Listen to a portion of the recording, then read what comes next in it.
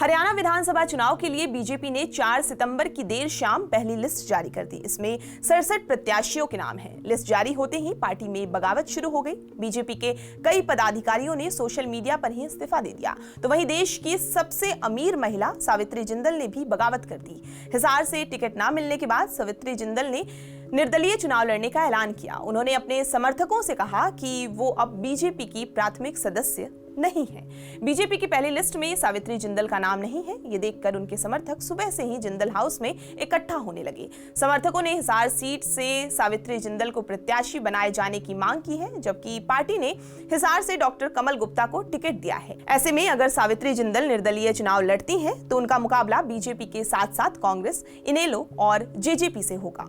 हालांकि मेन मुकाबला सावित्री जिंदल और कमल गुप्ता के बीच देखा जा रहा है। नमस्कार, मैं हूं मैत्रेयी और आप देख रहे हैं TV9 digital.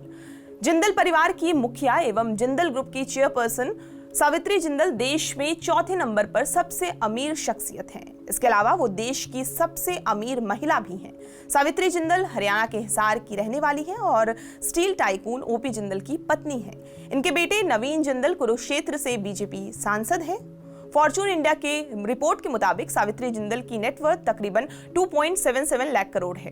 Bloomberg billionaire index के मुताबिक सावित्री जिंदल की कुल संपत्ति में बीते 2 साल में भारी इजाफा देखने को मिला है।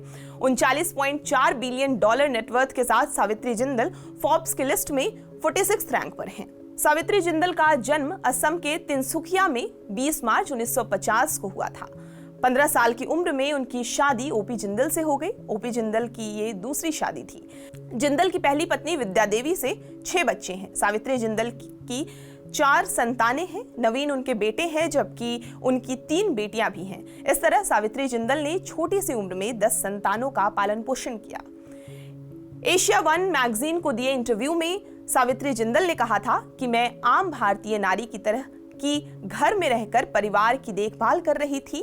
पति की अचानक मौत के बाद मुझे बिजनेस संभालना पड़ा। अगर किसी के पिता का साया अचानक सिर से उठ जाए तो माँ को पिता की भूमिका निभानी पड़ती है। जिंदल साहब अपने पीछे समाज और परिवार को प्रेम के सूत्र में बांधे रखने की विरासत छोड़ गए थे। उनमें सबको साथ लेकर चलने की अद्भुत क्षमता थी। इसीलिए उनसे प्रेरणा लेकर मैंने एक कड़ी के रूप में अपनी भूमिका निभाई, बच्चों के साथ भी और हिसार हरियाणा परिवार के साथ भी। हिसार विधानसभा सीट जिंदल परिवार का गढ़ माना जाता है। जिंदल परिवार 1991 से हिसार सीट से चुनाव लड़ता आ रहा है। सबसे पहले ओपी जिंदल ने चौधरी बंसीलाल की हरियाणा विकास पार्टी की टिकट पर हिसार से चुनाव लड़ा और पहले ही चुनाव में जीत दर्ज की थी।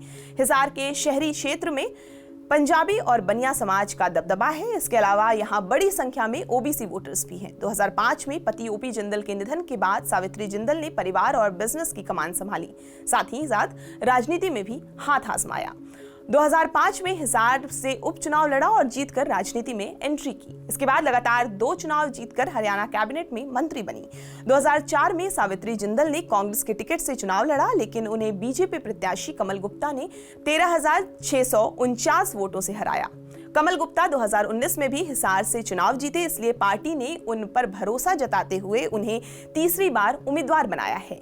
जिंदल परिवार ने हिसार में स्कूल और अस्पताल खोले। इसके अलावा जिंदल इंडस्ट्रीज ने हिसार के हजारों लोगों को रोजगार भी दिया। ये सभी लोग जिंदल परिवार के कोर वोटर माने जाते हैं। डॉक्टर कमल गुप्ता हिसार से मंत्री तो रहे, लेकिन उनके प्रति लोगों की नाराजगी भी सामने आती रही।